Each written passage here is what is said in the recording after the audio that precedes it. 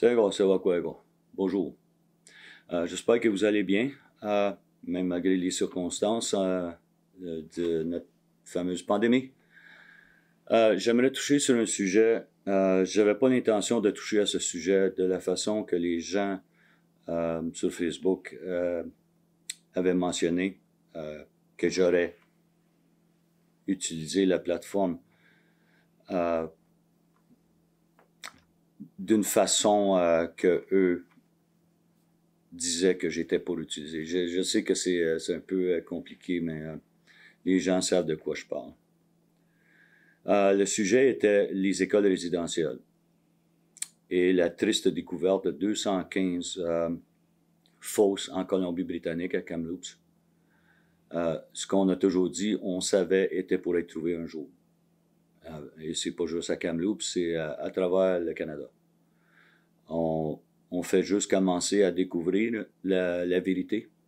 Et là, on trouve des preuves physiques des abus de ces écoles. On a des gens de notre communauté qui sont allés à l'Église catholique déposer des souliers en solidarité avec la découverte à Kamloops. Mais certains gens ont décidé d'utiliser cette triste histoire comme un arme politique pour me critiquer, pour ne pas avoir été à l'événement, un événement que je savais pas était pour avoir lieu, et de se servir de ça pour des critiques politiques.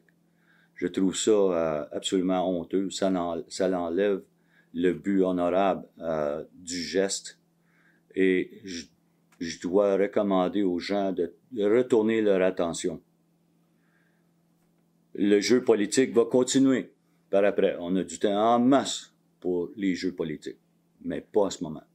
Pas avec cet enjeu. On retourne notre attention au Kamloops. Toutes les Premières Nations à travers le Canada, même notre communauté, qui a souffert durant la période des écoles résidentielles alentour de 120 ans dans l'histoire du Canada. Personnellement, j'ai voyagé à travers le pays. J'ai rencontré des chefs de Kamloops. J'ai été à Kamloops. Et je sympathise hautement avec ces gens-là.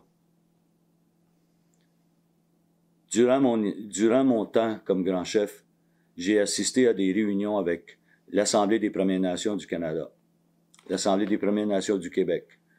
On a eu beaucoup d'enjeux.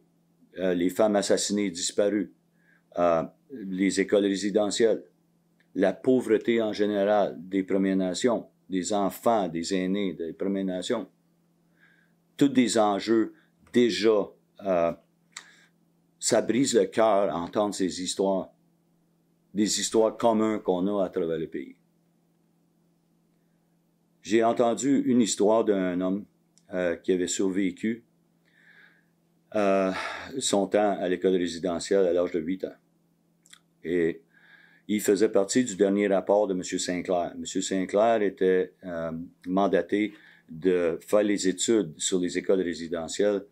Et durant son temps, le premier ministre Harper avait mis un stop à son financement quand le juge Sinclair commençait à fouiller dans les fosses possibles entourées sur les écoles résidentielles du Canada.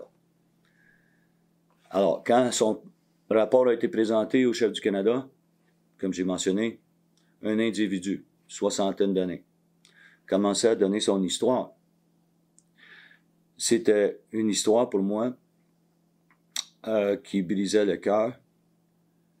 Le monsieur en question, comme j'ai dit, avait une soixantaine d'années, a commencé son histoire, et en disant son histoire, son visage, ses yeux, de la façon qu'ils ont changé, d'un homme de 60 quelques années, retourné à un enfant de 8 ans traumatisé par son expérience.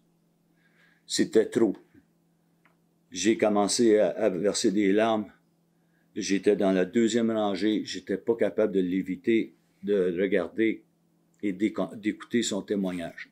Et j'ai même un de mes amis à la table des chefs du Québec qui a survécu à son expérience ici au Québec sur les écoles résidentielles, mais son frère n'était pas aussi chanceux. Il avait perdu son frère à un moment donné quand son frère s'était évadé de l'école résidentielle et est mort à quelques kilomètres, je crois, de son village. Des histoires comme ça, on a beaucoup. De parler de politique en ce moment, c'est de très mauvaise forme. Je dirais même honteux. On essaye aussi de se souvenir de M. Sinclair, juge Sinclair. Et imaginez-vous ce que le juge Sinclair a dû endurer. Il était obligé de faire toutes les recherches historiques, parler avec les survivants, entendre ces histoires-là, lui-même. Imaginez-vous les cicatrices que M. Sinclair et son administration, dans la vérité et la réconciliation, imaginez-vous